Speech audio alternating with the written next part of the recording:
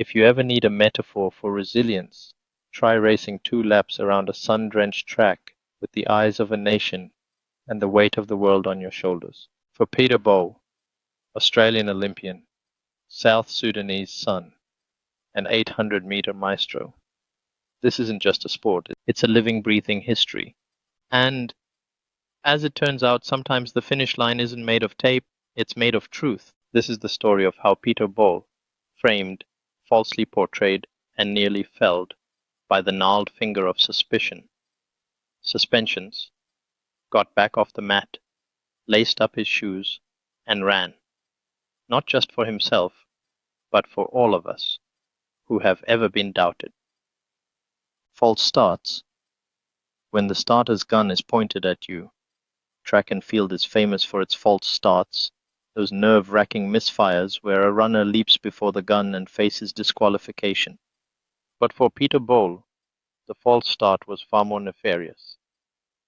Accused of taking banned substances, his career was thrown into a tailspin almost overnight. Public headlines, always hungry for scandal, gobbled up the story. Could this golden boy, this smiling South Sudanese Australian hero, really have cheated? Let's be honest, nothing can prepare you for being painted in such colors.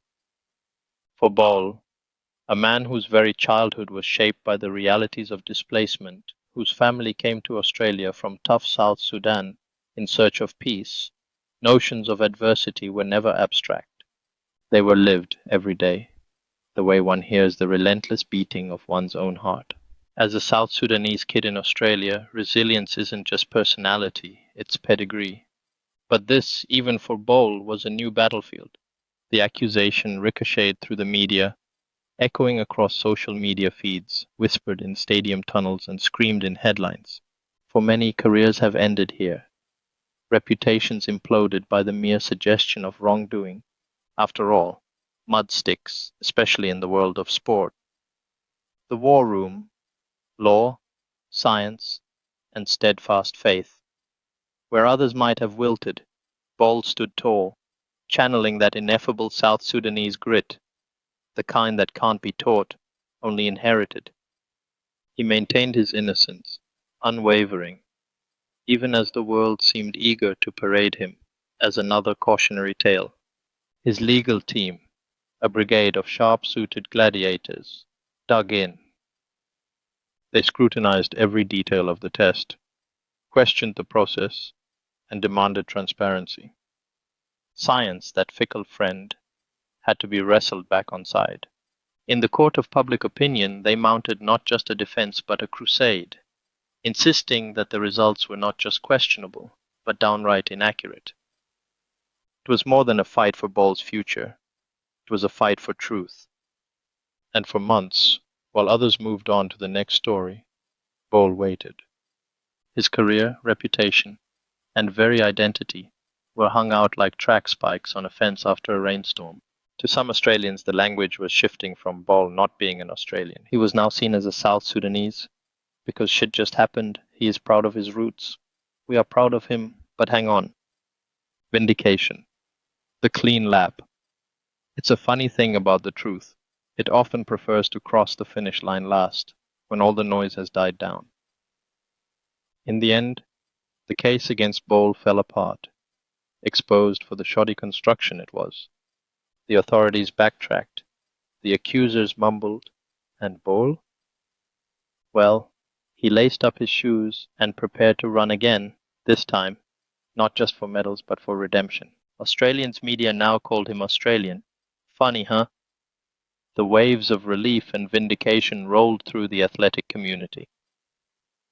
Social media, ever fickle, turned from suspicion to celebration. Australia, too, realized what it nearly lost. Not just a gifted runner, but a symbol of possibility.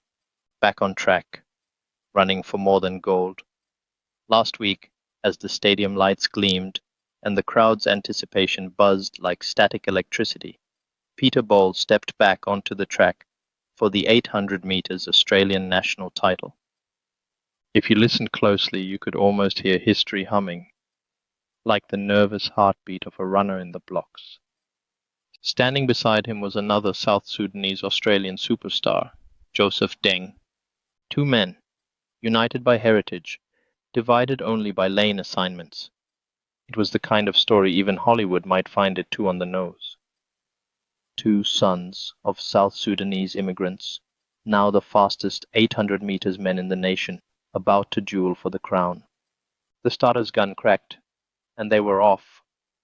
Legs pumping, arms swinging, lungs burning, it was more than a race. It was a treatise on hope. Bol surged ahead, rounding the final bend, every stride a rebuke to those who ever doubted him.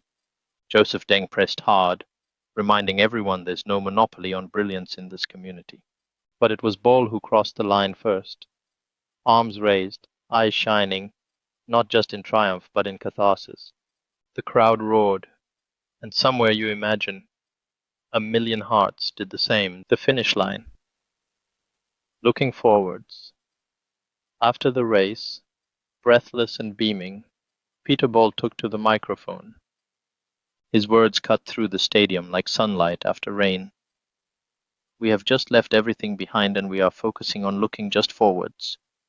We are running for Australia, running for our family, running for everything. In that moment, he wasn't just speaking for himself, he was speaking for every kid who ever felt out of place, for every athlete who ever had their integrity questioned, for every Australian who still believes in second chances. Legacy, more than a medal. Peter Bol's victory is not just a story about sport, it is an allegory for resilience.